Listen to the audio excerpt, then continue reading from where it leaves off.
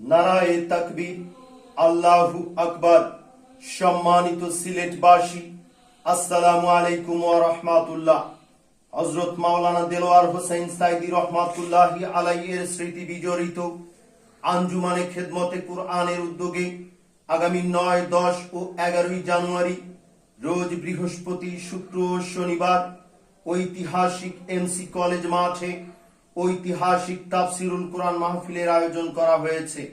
উক্ত ঐতিহাসিক তাফসিরুল কোরআন মাহফিলে প্রধান মেহমান হিসেবে তাশরিফ আনবেন সৈয়দ কামাল উদ্দিন জাফরি। প্রধান মুফাসসির হিসেবে তাফসির পেশ করবেন ডক্টর মিজানুর রহমান আজহারি।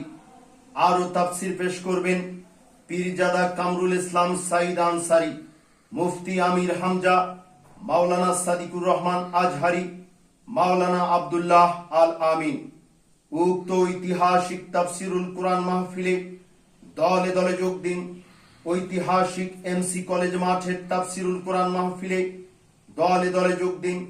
আগামী 9, 10 ও 11 জানুয়ারি রোজ বৃহস্পতি, শুক্র ও শনিবারের তাফসিরুল কোরআন মাহফিলে দলে দলে যোগ দিন। প্রধান মেহমান সৈয়দ কামাল উদ্দিন জাফরির মাহফিলে দলে দলে যোগ দিন।